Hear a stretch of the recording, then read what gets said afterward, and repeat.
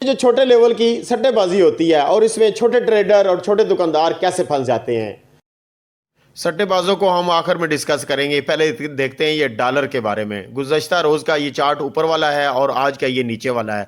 223 रुपये 99 पैसे पे कल बंद हुआ था और आज 223 रुपये 62 पैसे पे बंद हुआ है। 17 पैसे की डॉलर में आज कमी आई है, लेकिन उसके बावजूद 2000 रुपया पर तोला सोना इन्होंने चढ़ा दिया है। आज पाउंड को अगर हम देखें तो गुज़श्ता रोज़ 267 पे था, आज 270 रुपये पर है। यूरो 232 पर आज है और गुज़श्ता रोज़ 231 रुपये 82 पैसे पे था। थोड़ी सी बात कर लेते हैं ओपन मार्केट में करेंसी की। 228 230 है डॉलर, लेकिन 240 का भी नहीं मिल रहा। पाउंड 283 285, यूरो 246 247, रियाल 62 रुपये 80 पैसे और 63 रुपये 80 पैसे और अमाराती दिरहम 64 और 65। अब हम बात करते हैं पाकिस्तान के अंदर सोने की। 1 दिसंबर 2022 है और बारोज़ जुमरात है। दिन भर की सूरत हाल बताएंगे। सबसे पहले तो ये एक सोने का ट्रेडर मैसेज के ज़रिए अपना हाल बयान कर रहा है कि लिखता है कि आउंस कम होती है तो डॉलर ज़्यादा होता है, दोनों कम होते हैं तो सियासी बहरान आ जाता है। पाकिस्तानियों के नसीब में सोना कम कीमत पर दस्तयाब नहीं हो सकता। ऊपर वाला जो सोने का चार्ट है वो दिन 3 बजे से पहले का है और नीचे वाला शाम का है। ऊपर वाला देख लें, मंडी है 1775 और इन्होंने रेट खोला है 1,61,700 रुपये पर तोला और रवे का रेट खोला 1,60,600 रुपये पर तोला। मंडी आ गई 1780, शाम का वक्त हो गया। इन्होंने रेट खोल दिया 1,62,400 रुपये में पीस दे रहे थे और 1,61,900 में पीस की ख़रीदारी कर रहे हैं और रवा 1,61,300 रुपये में दे रहे हैं और रवे की 1,60,700 रुपये में ख़रीदारी कर रहे हैं। 10 ग्राम का रेट 1,39,230 रुपये, 13,923 रुपये का 1 ग्राम सोना आया।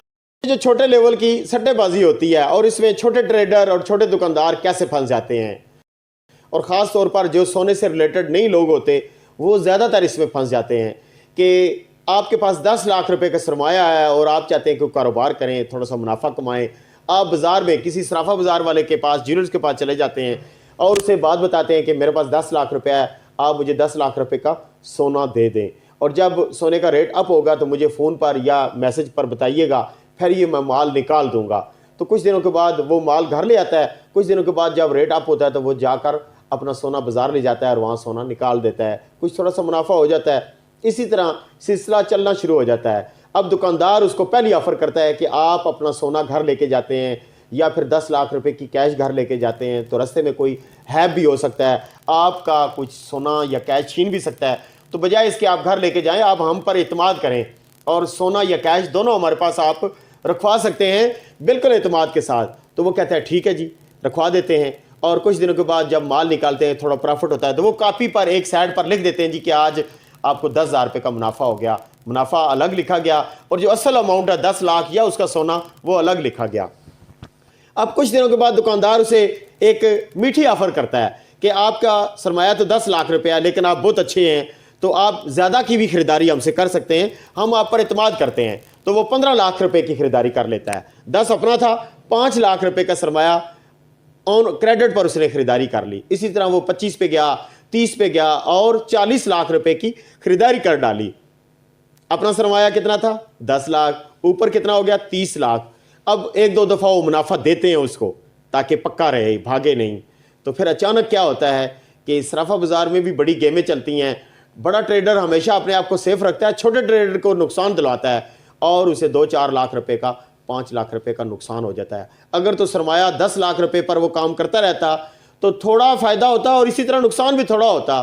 तो अब उसने 4 गुना यानी 10 अपना था और 40 पर काम करने लग गया तो 30 लाख रुपए का जो सरमाए की शरह उसके ऊपर आई वो उसी तरह नुकसान में भी ज़्यादा चला गया।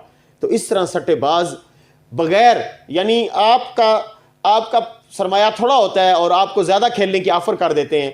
और इसी तरह ये तो छोटे ट्रेडर की बात कर रहा हूँ, जो बड़े लेवल के ट्रेडर होते हैं वो तो फिर इसी तरह करोड़ों में चले जाते हैं, डूबते हैं तो वो भी करोड़ों में ही जाके डूबते हैं। तो लिहाजा इस तरह का कारोबार से आप दूर रहिएगा क्योंकि आपके पास हलाल का सरमाया है और थोड़ा है। तो इसको किसी की बातों में आकर ना परचेजिंग करनी है और ना सेल करनी है। खुद अपनी अकल से काम लिया करें और उसके मुताबिक परचेजिंग किया करें और उसके मुताबिक ही सेल किया करें।